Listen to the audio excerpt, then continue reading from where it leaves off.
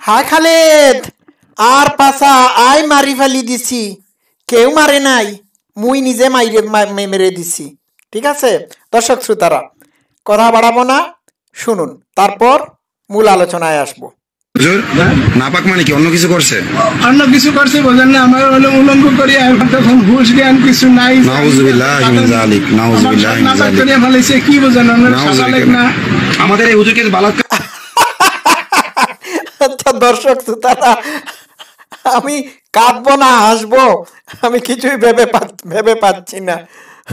হুজুর বলতেছে, ওইটার নাম কি মুহিবুল্লাহ মাদানি, মুহিবুল্লাহ মাদানি না, মুহিবুল্লাহ চুনি। হ্যাঁ, এ মানে এই খাইছে, খাওয়ার পরে নাকি তার হুসকুস নাই, এটা নাকি নাপাক কাজ।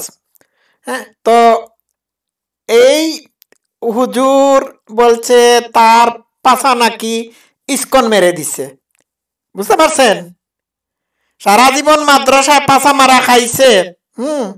আর এই বুড়া বয়সে এসে ইস্কনিদের দণ্ড মুবারক দ্বারা পাছা মারা খাওয়ার খাইশ হইছে, নাটক সাজাইছে আমজাদামুল্লাহ, বুঝতে পারছেন? ইস্কনের মানুষ নাকি ধরে নিয়ে তার পাছা দিয়ে আইফেল টাওয়ার ঢুকিয়ে দিয়েছিল। ভাই কই গিয়ে মরি, এই বুইয়ারে কেউ দেখলে কি তার সাথে সেক্স করার খায়েশ জাগবে? একে দেখলেই তো সারা শরীরে ঘিন ঘিন ঘিন ঘিন ঘিন ঘিন করে, ঠিক না? কি অবস্থা। মূল আলোচনায় যাব, একটু মজা করে নেই তো। তার সাথে নাপাকি কাজটা কে করছে? হিন্দুরা করে দিছে। হ্যাঁ, জঘন্য। শেষ পর্যন্ত ইস্কনি হুজুরের পাছা মেরে দিল একজন হিন্দুরা মিলে, সবাই মিলে তার পাছা মারি দিছে, বুঝছেন? মারি দিছে। এখন সে বিপদের মধ্যে পড়ছে। যদি কোনো হুজুর তার পাছা মেরে দিত তাহলে কিন্তু মজা পাইতো, তার কোনো দুঃখ ছিল না। কারণ ওই ছোট খালে তো মাদ্রাসায় যখন গেলমান ছিল, ছোট্ট বাচ্চা ছিল, তখন হুজুররা তাকে মধ্যরাতে তাহাজ্জুদ করে দিত, বেডে নিয়ে মানে ডিংডং করে দিত, বুঝছেন? একেবারে ঠাস ঠাস ঠাস ঠাস ঢাস ঢাস ডেস ডেস করে দিত। এর কারণে মানে সে সন্তুষ্ট ছিল। আর এখন ইস্কন নাকি তার পাছা মেরে দিছে। ভাই ইস্কনিদের আর খাইয়া দাইয়া কাজ না, এই বুইড়া খাটাসের পাছা মারবে। এখানে তো দেখলে থুতুও ফেলার ইচ্ছা হবে না। তো আসল ঘটনায় আসতেছি। আসলে কি ইস্কনিরা তাকে গুম করে নিয়ে গিয়েছিল, নাকি সে নিজে নিজে গুম হয়ে গিয়েছিল? মূল আলোচনায় যাই নাই, একটু একটু করে দেখাচ্ছি। আচ্ছা, আপনারা আবার ভুললেন না, ইস্কনিরা তাকে গুম করে দিয়েছিল, গুম করে নিয়ে তার পিছন দিকে ভরে দিয়েছিল, বুঝতে পারছেন? আচ্ছা, তো আরেকটা কিন্তু নিজে নিজে গুম হয়ে গিয়েছিল, এটা হচ্ছে বামাতি বাইকটা সাদা শকুন, ফ্রড মাজার। সে শেখ হাসিনার আমলে নিজেকে গুম করে ফেলেছিল, বুঝছেন? আচ্ছা, এখন আরেকটা ফুটেজ আমি আপনাদের সামনে হাজির করছি। এই দেখুন, এই শয়তানটা দেখছেন? আচ্ছা, এই দেখুন, আমি একটু প্লে করি, লেটস প্লে। আমি অনেক ক্লান্ত, আমারে কাঁচের বোতলে পানি ভরিয়া আমার 2 রানে 2 ডানা মারতে আমার ব্যথায় পয়সা হয়েছে। কত বড় খাঙ্কির পোলা। আমার মাইরা পালা 2 রানের সিপা দিয়ে, বুঝছেন, বোতল ঢুকাই দিছিল। আচ্ছা, বোতলটা কি পশ্চাৎ দেশ দিয়ে ঢুকাইছিল নাকি রানের সিপা দিয়ে ঢুকাইছিল? ও মা গো মা! তাহলে বোঝা যায় ইস্কনিরা তাকে বলৎকার করে নাই। এখন সে ভিন্ন মানে বক্তব্য দিচ্ছে। আগে শুনেছিলাম হেফাজতে ইসলাম বাংলাদেশ রাস্তায় নামে বড় একটা মিছিল করেছে এই বলে যে তাদের একজন হুজুরকে নাকি ধরে নিয়ে ইসকন পাছা মেরে দিচ্ছে। এইবার যাকে পাছা মেরে দেওয়ার কথা মানে হেফাজতে ইসলাম বাংলাদেশের মানুষ বাংলাদেশ রাস্তায় নেমে স্লোগান দিয়ে বলেছিল, হ্যাঁ, যার কথা বলেছিল সে এখন বলছে না তার পাছা মারে নাই, হ্যাঁ, তার রানের চিপা দিয়ে বোতল দিয়ে ঘষাঘষি করা হয়েছিল, মানে বোতল ঘষে দেওয়া হয়েছিল। এখন বোতল কি পাছা দিয়ে ঢুকানো হয়েছিল তাও তো জানি না। কত বড় খবিসের ঘরের খবিস এই মোল্লা। আচ্ছা, এরে দেখলে কি কারো দিলে কোনো হায়েস জাগে? আমার তো না, আমার তো ঘিন ঘিন করে এইটাকে দেখলে। একে মনে হচ্ছে মানসিকভাবে অসুস্থ একটি মানুষ।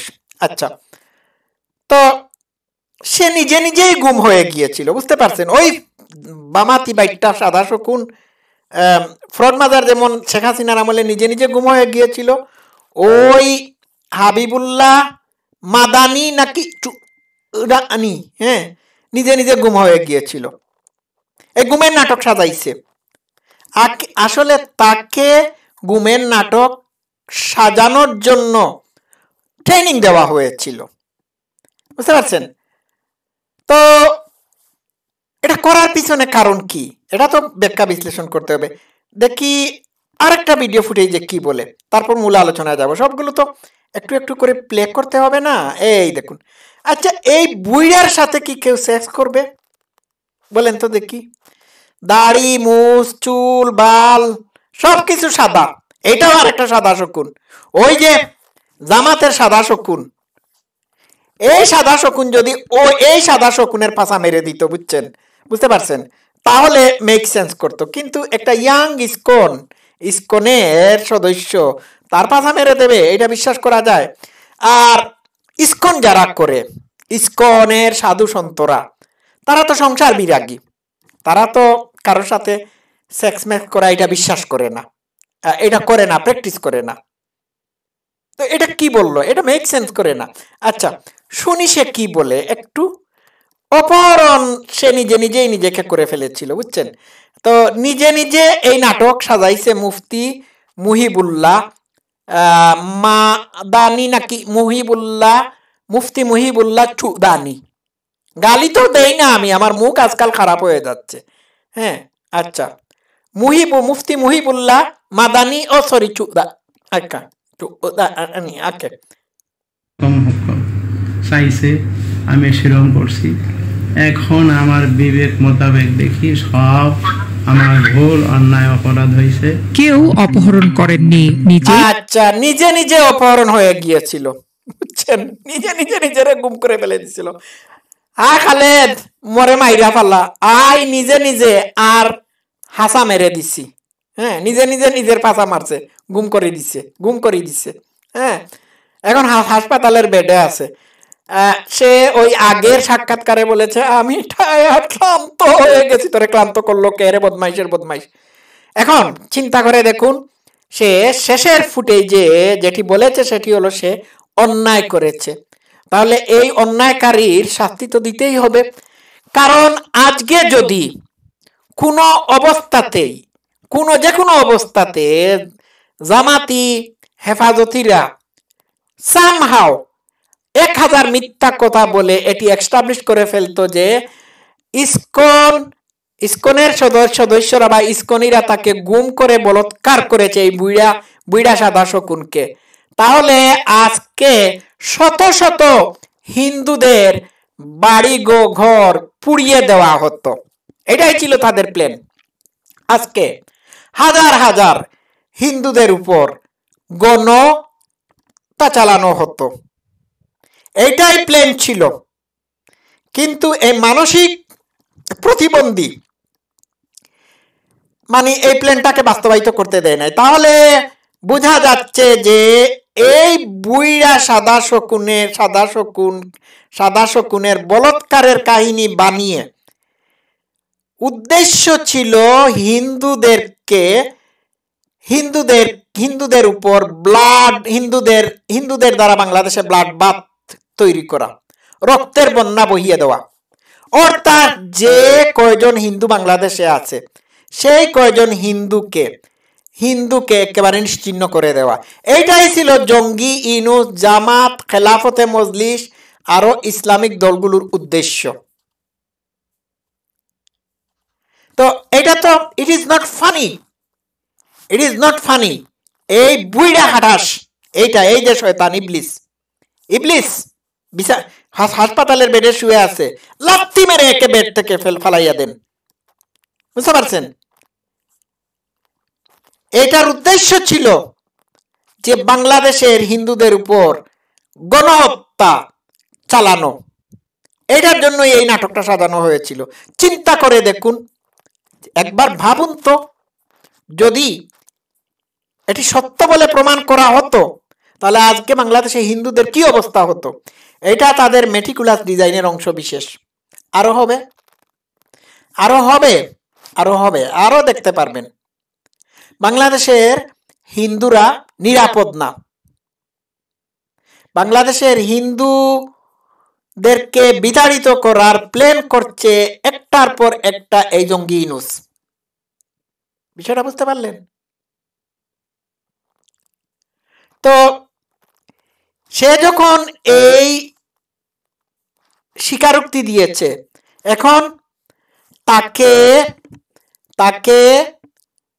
তাকে আদালতে তোলা হোক, রিমান্ডে নিয়ে তার, আমি ডিম থেরাপির কথা বলবো না, তার পাছা দিয়ে ডিম বা মুলা মুবারক বা দণ্ড বা লাঠি ঢুকানো এইগুলোর কথা বলবো না, কারণ এটাও নির্যাতন, আমি পছন্দ করি না ব্যক্তিগতভাবে, আমি মানবিক মানুষ। রিমান্ডে নিয়ে তাকে জিজ্ঞাসা করা হোক, যে কে বা কারা তাকে এই গুম এবং বলৎকারের নাটক করার কথা বলেছিল। এটা তো বের করতে হবে।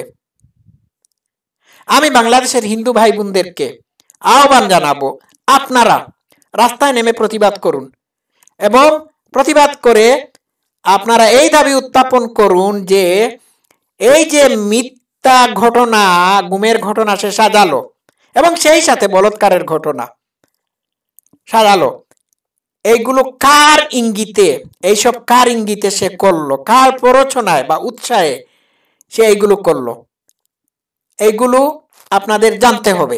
এগুলো আপনাদের মানে এগুলোর উত্তর আপনাদেরকে পেতে হবে।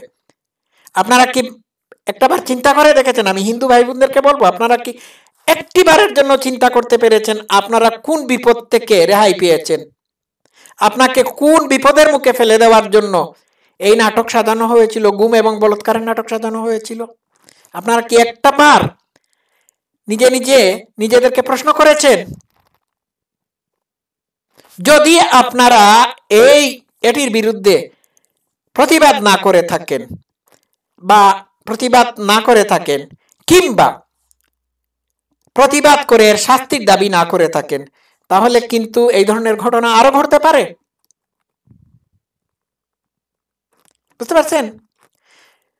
ভাগ্যিস এ মানসিকভাবে অসুস্থ, যার কারণে আর হজম করতে পারে নাই, গিল্টি ফিল করে এই কথাগুলো বলে দিয়েছে। যদি না বলতো তাহলে কিন্তু আপনাদের বিপদ ছিল। কতজন হিন্দুকে ভিটা মাটি ছাড়া করা হতো একটাবার ভেবে দেখেছেন? ভাবুন। এই হচ্ছে আজকের বাংলাদেশ। আরো হবে, আরো আসতেছে। অতএব ইউনূস হটাও, দেশ বাঁচাও। ভালো থাকবেন।